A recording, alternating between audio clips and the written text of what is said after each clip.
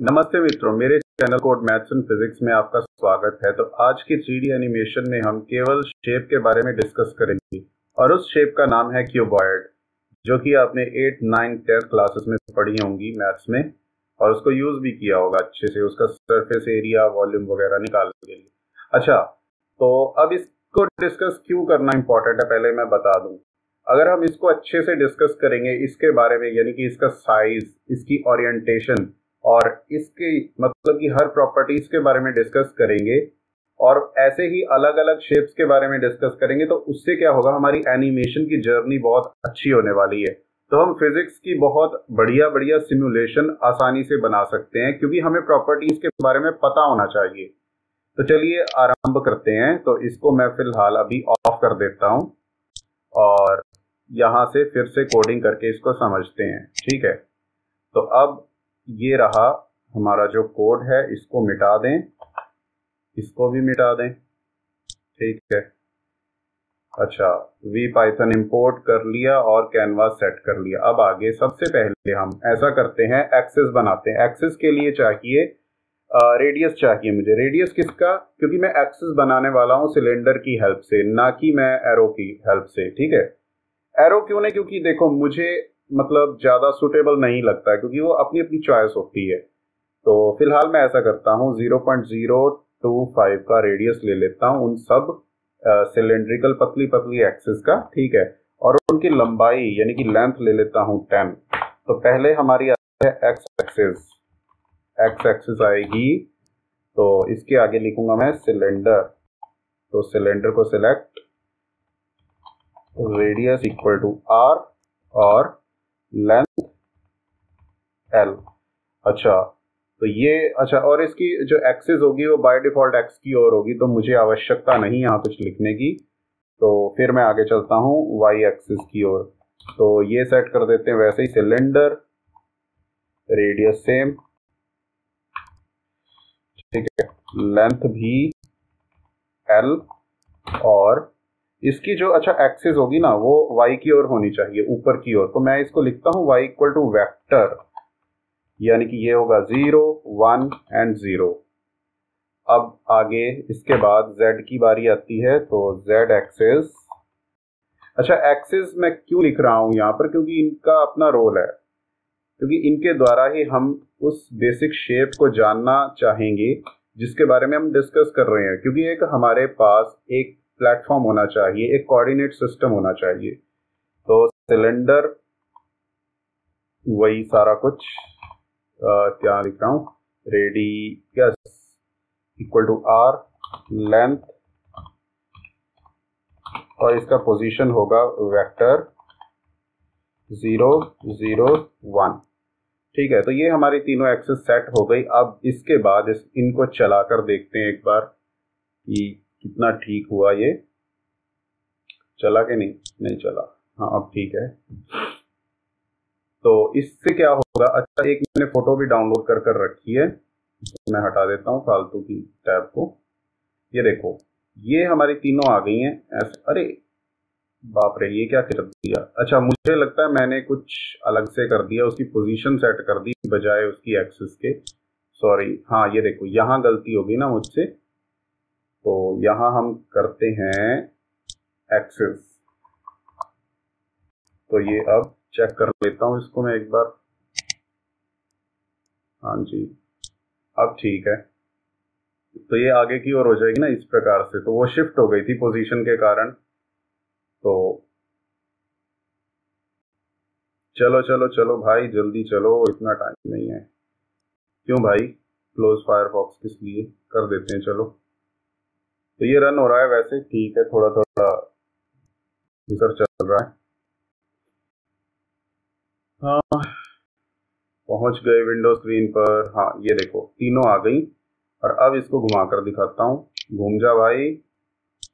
अरे हाँ, थोड़ा, हाँ ये देखो, ये तीनों एक्सिस आ गई, एक्स, वाई और जेड। अच्छा, मैं चाहता हूँ इस टाइप की एक्सिस मैं नहीं चाहता। मैं चाहता हूँ कि ये पीछे को हो जाए, यानी कि इसकी आधी लेंथ ऐसे पीछे को हो जाए, इसकी आधी लेंथ नीचे को, और इसकी आधी लेंथ पीछे को हो जाए, यानी कि एक क्रॉस वे में, यानी कि एक ऑक्टल सिस्टम हमारे पास बन जाए। ठीक है, तो जैसे क्वाड्रेंट होता है वैसे ही हर एक ऑक्टेंट हमारे पास अवेलेबल होना चाहिए, 8वां हिस्सा यानी कि स्पेस का। तो चलो ऐसा ही क्रिएट करते हैं। तो उसके लिए हम क्या करेंगे, हम यहाँ पोजीशन आर्ग्यूमेंट दे देते हैं तीनों के लिए। अच्छा, एक्स को हमने करना है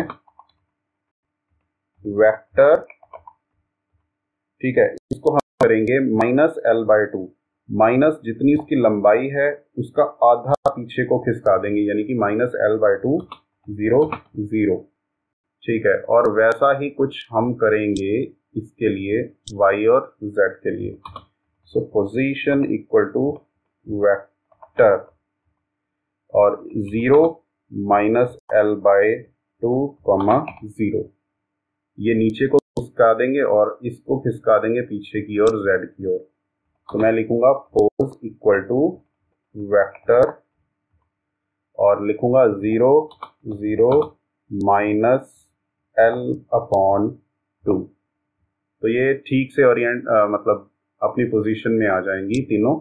अच्छा, मैं ना ओरिजिन भी क्रिएट कर देता हूँ स्फीयर की हेल्प से। एक क्यान कलर का स्फीयर लेता हूँ, तो जिसका रेडियस मैं थोड़ा सा बड़ा रख देता हूँ, 0.0 इतना रखूँ, 0.045 रख देता हूँ, ठीक है, ये मुझे ठीक लग रहा है। और इसका कलर रख देता हूँ, colour equal to colour dot क्यान।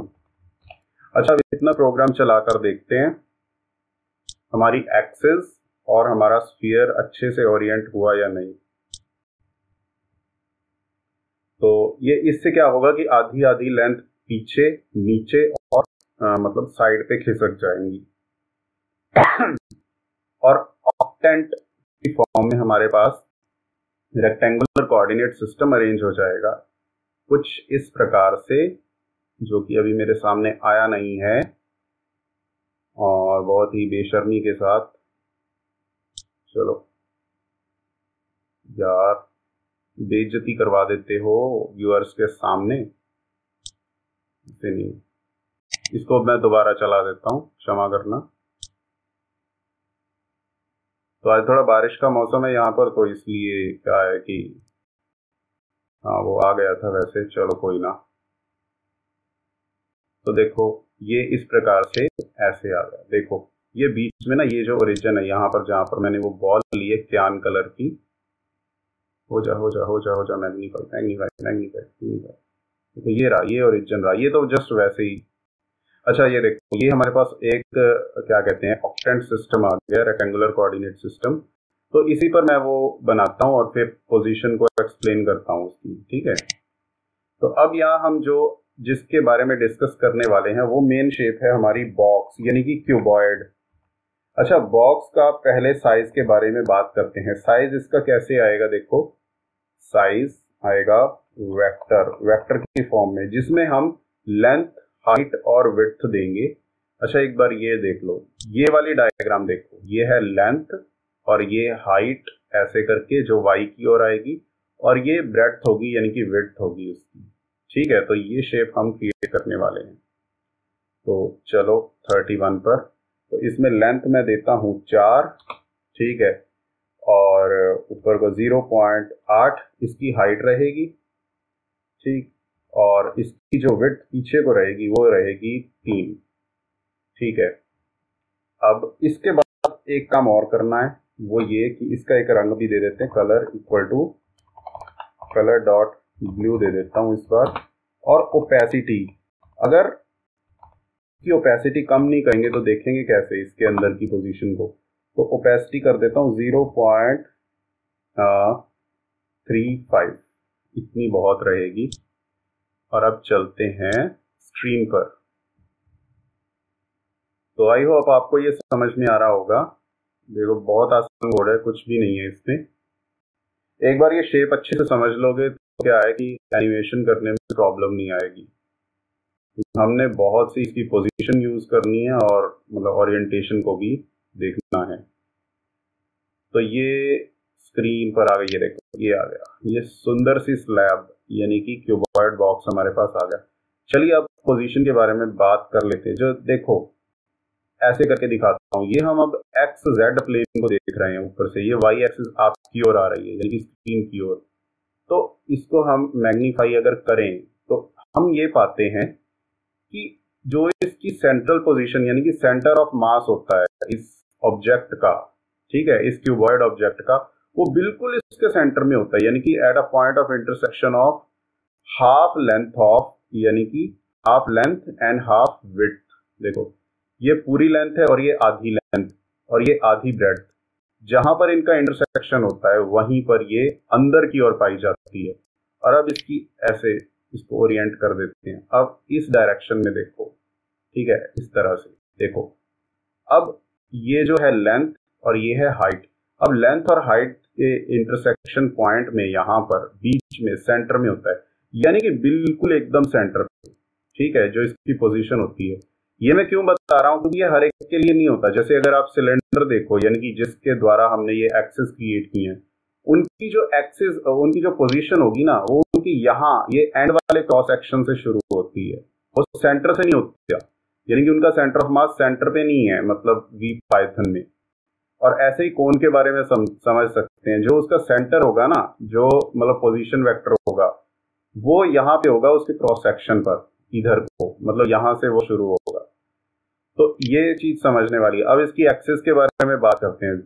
मैंने बताया था एक्सिस जो होती है बाय डिफॉल्ट एक्स की ओर होती है। अब ये एक्स की ओर ओरिएंटेड है। मैं क्या करूंगा, अभी इसको थोड़ा इस तरह से 45 डिग्री पर अलाइन कर दूंगा, ऐसे बीच में। तो चलो एक बार इसको मैं अलाइन करके दिखाई देता हूं। यहां पर एक एक्सिस का आर्गुमेंट दिया, वो है वेक्टर, मैं लिखूंगा 1,1,0। तो ये लिखा। अब इससे क्या होगा, ये टेढ़ा हो जाएगा, टिल्ट हो जाएगा 45 डिग्री एक्स एक्सिस पर और वाई के बीच में। तो विजुअल स्क्रीन पर आते हुए लोकल होस्ट, चल जा भाई जल्दी, ठीक है, कोई बात नहीं, प्रतीक्षा तो करनी पड़ेगी व्यूअर्स को भी। अरे फिर से वही काम क्या,